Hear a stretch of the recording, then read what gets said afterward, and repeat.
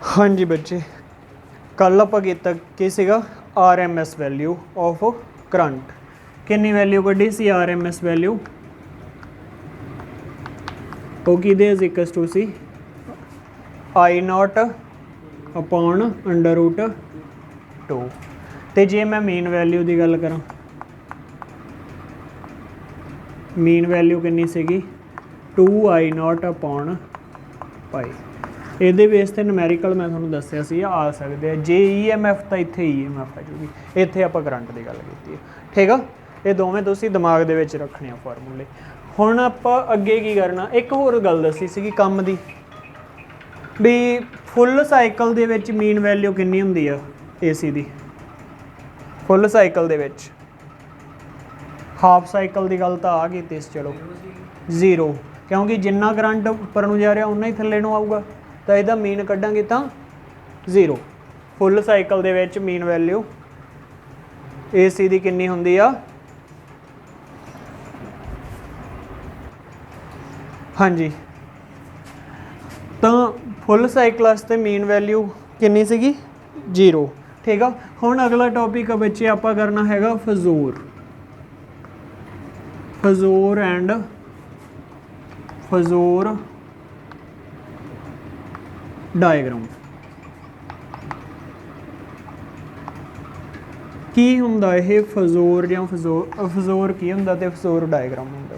ठीक है, देखो जी, जिहड़ा सिंपल हारमोनिक मोशन हुंदा, सिंपल हारमोनिक मोशन, ठीक है, आपां लिखदे सी सिंपल हारमोनिक मोशन दे विच +1 दे विच आउंदा हुंदा तुहाडे भी कोई पर्टिकुलर इंस्टेंट दे उत्ते किसी भी मोशन दे विच डिसप्लेसमेंट की वैल्यू लिखनी होवे।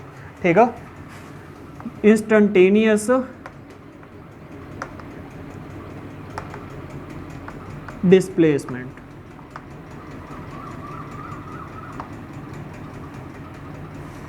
वो की सीगा y = a sin ω t या cos ω t, इस तरह लिखते होंगे सीगे। ठीक है, मतलब की आ भी ये इस एंगल नाल वैरी करदा, तो जे आप इहदी इस तरह वेव बनावांगे तो ये साइनोसाइडियल वेव बनूगी, साइन वेव बनूगी। ठीक है, समझ लग गई। ठीक है, इवें हुण आपां करंट भी पहलां दा पढ़ के हटे, जे करंट की गल करिए तो करंट भी की आ, ठीक है, करंट भी ये = पढ़िया सी sin ω t। ठीक है, समझ आ गई। इवें EMF भी पढ़ी सी असी E0 sin ω t। ठीक है, समझ लग गई।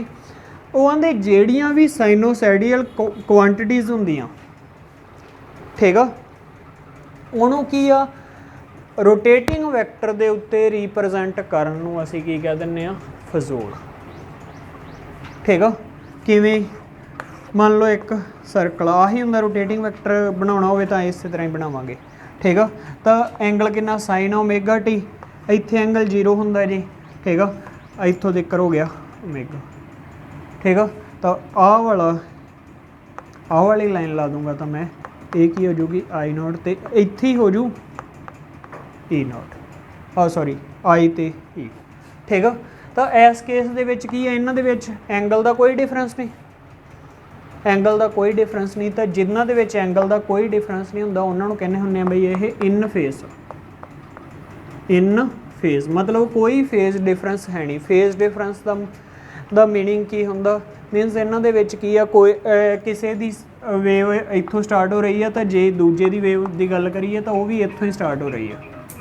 ठीक है, समझ लग गई, वो भी इत्थों ही स्टार्ट होगी। पर जे आपां कई केसां दे विच साडे कोले फेज डिफरेंस आउंदा हुंदा, फेज डिफरेंस, ठीक है, ये जरूरी नहीं हुंदा भी जिहड़ा हमेशा ही करंट ते EMF इन फेस ही रहन। ठीक है, कई बारी की आ साडा करंट की आ वो अगे लंघ जांदा, ये की आ इहदा फेज डिफरेंस पैदा हो जांदा, फेज डिफरेंस फाई दा, मीनस थोड़ा जिहा की आ ये अगे मूव कर रही है ये वेव। ठीक है, किन्ने एंगल नाल अगे मूव कर रही है, फाई एंगल नाल। ठीक है, तो ये फाई की हो गया इहदा फेज डिफरेंस। ठीक है, समझ लग गई, फेज डिफरेंस समझ आ गई। ये भी फजोर की हुंदा, फजोर बस आ प्रोजैक्ट जिहड़ा रोटेटिंग वैक्टर दे उत्ते इस नूं प्लॉट कर देना, इस नूं रिप्रजेंट कर देना जिहड़ी साइनोसाइडियल वेव आ। हाँ जी cos omega t ਹੁੰਦਾ ਫਿਰ ਉੱਤੇ sin omega t ਹੁੰਦਾ ਕੋਈ ਜਿਵੇਂ sin cos प्लस sin ਉਹ ਉੱਥੇ ਫਿਰ 4 ਈਅਰ ਲੱਗਦੀ ਹੁੰਦੀ ਆ, ਉਹ ਹਾਈ ਲੈਵਲ ਦਾ ਕਨਸੈਪਟ ਆ ਜਾਂਦਾ, ਮਤਲਬ ਉਹ ਵੀ ਰਿਪਰੈਜ਼ੈਂਟ ਇੱਥੇ ਹੀ ਹੁੰਦਾ ਠੀਕ ਆ। ਹੁੰਦਾ ਦੋਵੇਂ ਚੀਜ਼ਾਂ ਹੀ ਹੁੰਦੀਆਂ ਜੀ, ਜਦੋਂ ਤੁਸੀਂ ਕੀਤਾ ਹੋਊਗਾ ਇਹਦੇ ਵਿੱਚ ਦੋਵੇਂ ਹੀ ਆਉਂਦੇ ਹੁੰਦੇ ਆ ਠੀਕ ਆ, ਤਾਂ ਉਹ ਫਿਰ 4 ਈਅਰ ਵਾਲੇ ਕਨਸੈਪਟ 'ਚ ਚਲਾ ਜਾਂਦਾ ਹੁੰਦਾ ਕੰਮ ਠੀਕ ਆ। ਤਾਂ ਪਲੋਟ ਇੱਥੇ ਹੀ ਹੁੰਦਾ ਠੀਕ ਆ, ਤਾਂ ਜਦੋਂ ਪਲੋਟ ਕਰਦੇ ਆ ਉਸੇ ਨੂੰ ਹੀ ਫਜ਼ੋਰ ਕਹਿ ਦਿੰਦੇ ਆ ਠੀਕ ਆ, ਸਮਝ ਲੱਗ ਗਈ। ਤੇ ਫਜ਼ੋਰ ਡਾਇਗਰਾਮ ਕੀ ਹੋਊਗੀ, phasor diagram of AC alternative circuit ਦੇ ਵਿੱਚ ਠੀਕ ਆ। ਅਲਟਰਨੇਟਿਵ ਸਰਕਿਟ ਮਤਲਬ ਕੀ ਆ, ਆਪਾਂ ਐਵੇਂ ਇੱਕ ਫਜ਼ੋਰ ਡਾਇਗਰਾਮ ਬਣਾਉਣੇ ਆ, ਮੀਨਸ ਆਪਾਂ ਕੀ ਆ ਉਹਨਾਂ ਦੇ ਸਾਈਨੋਸਾਈਡਲ ਐਂਗਲ ਦੇ ਹਿਸਾਬ ਨਾਲ ਕੀ ਆ ਇੱਕ ਪਲੋਟ ਕਰ ਦਿੰਦੇ ਆ। ਜਿਵੇਂ ਮੈਂ ਕਹਤਾ ਮੇਰਾ ਈ ਕਿੰਨਾ, ਈ ਕੀ ਆ, ਈ ਨੋਟ ਸਾਈਨ ਓਮੇਗਾ ਟੀ ठीक है, तो मैं की कह दूँगा आ एंगल ओमेगा टी है तो आ मेरा की हो गया ई ठीक है। जे मैं कहता आई मेरा हैगा जी I naught sine omega t plus phi मेरा फेस डिफरेंस आ, मीनस अगे जा रहा होगा तो इधरले पासे अगे जाऊगा तो थोड़ा जा ठीक है। प्रोजैक्शन वैक्टर इस तरीके नाल ही हुंदा एंटी क्लॉकवाइज तो होगा ठीक है। माइनस फाई भी हो सकता, माइनस फाई तो फिर अंदर आ जाऊगा, प्लस फाई है तो थोड़ा जिहा बाहर चला जाऊगा, इन्ना एंगल फाई हो गया ठीक है। ये करंट हो गया आई ठीक है। तो इस डायग्राम में मैं की कहूँगा फजोर डायग्राम ठीक है। जे आप किसी भी क्वांटिटी की गल कर लांगे वो फजोर, तो जदों आप किसी पर्टिकुलर क्वांटिटी का वो डायग्राम हो गई फजोर डायग्राम ठीक है। समझ आ गई क्लीयर भी अल्टरनेटिव करंट ते EMF नूं रोटेटिंग वैक्टर दे फॉर्म दे विच रिप्रजेंट करन नूं की कह दिंदे आ असीं फजोर डायग्राम ठीक है। हुण असीं फजोर डायग्राम करनी आ डिफरेंट केसिस दे विच भी जदों साडा अल्टरनेटिव करंट पास कर रहा रजिस्टेंस दे विच दी ठीक है, इंडक्टर विच दी, कैपेसिटर विच दी, तीनों केस ही करांगे आपां ठीक है जी। समझ आए ठीक है जी।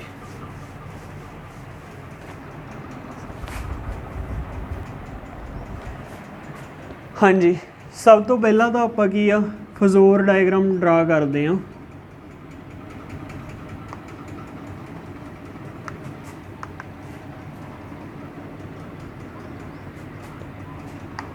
ऑफ AC करंट जो पास कर रहा पास थ्रू रजिस्टेंस किसी पर्टिकुलर रजिस्टेंस में दी पास करता ठीक है। डायग्राम बनाइए तो आप ही बनूगी। अब आ मेरा रजिस्टेंस हो गया, यदी वैल्यू कितनी है R ठीक है। समझ लग गई जी ठीक है। हुण आपां नूं पता भी AC करंट की वैल्यू लगातार बदलती रहिंदी है, लगातार बदलती तो रहिंदी आ, इसे करके मैनू की आ वैल्यू लैनी पैनी आ पर्टिकुलर इंस्टेंट वास्ते, मतलब एक पर्टिकुलर टाइम वास्ते वैल्यू ठीक है। तो ओम ला की आंदा सी, ओम ला आंदा सी आई इज इक्वल टू की हुंदा E is equal to I R, जां V इत्थे लिखते होंदे तुसीं ठीक है। E is equal to I R, तो फिर की हो जाऊगा इंस्टंटेनियस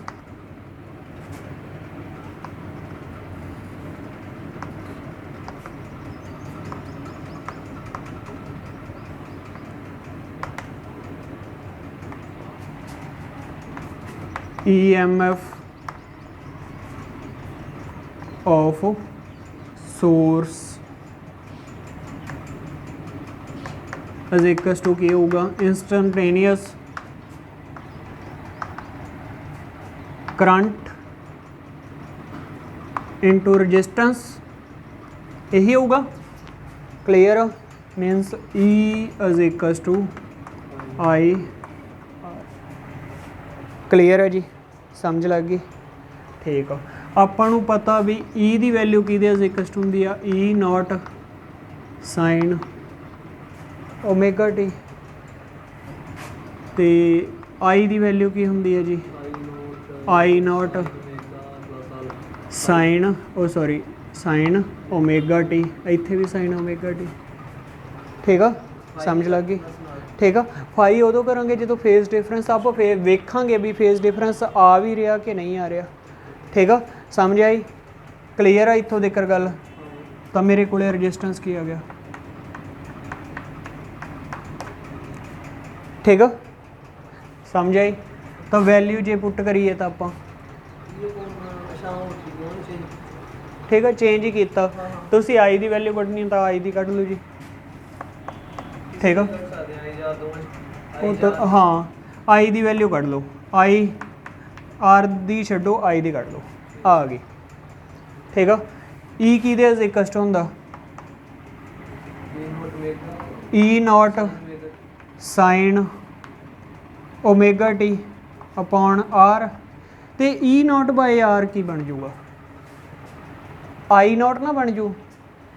ਈ ਨੋਟ ਕੀ ਆ, maximum value of E M F. ਜਦੋਂ ਇਹਨੂੰ ਡਿਵਾਈਡ ਕਰਾਂਗੇ ਰਜਿਸਟੈਂਸ ਨਾਲ ਇਹ ਤਾਂ ਫਿਕਸ ਰਹੂਗਾ, ਤਾਂ ਮੈਕਸੀਮਮ ਵੈਲਿਊ ਹੀ ਆਊਗੀ ਕਰੰਟ ਦੀ। ਮੈਕਸੀਮਮ ਵੈਲਿਊ ਤਾਂ ਮੇਰੇ ਕੋਲ ਆਈ ਕਿਹਦੇ ਇਜ਼ ਇਕਸਟ ਹੋ ਗਿਆ, I naught sine omega t. Means ਆਹ ਚੀਜ਼ ਪ੍ਰੂਫ ਹੋ ਗਈ, ਆਹ ਚੀਜ਼ ਬਣ ਗਈ।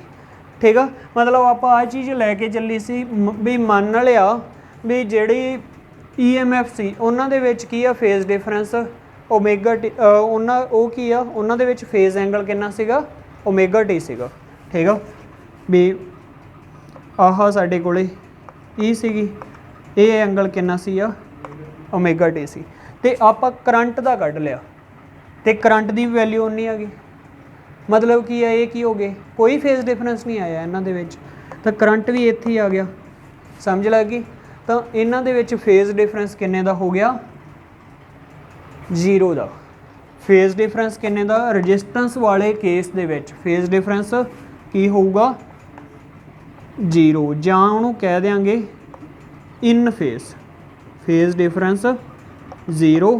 ਤੇ ਜਾਂ ਇਹਨੂੰ ਕੀ ਕਹਿ ਦਿਆਂਗੇ ਵੀ ਜਿਹੜਾ ਕਰੰਟ ਤੇ ਈ ਐਮ ਐਫ ਆ ਉਹ ਸਾਡਾ ਇਨ ਫੇਜ਼ ਹੈ।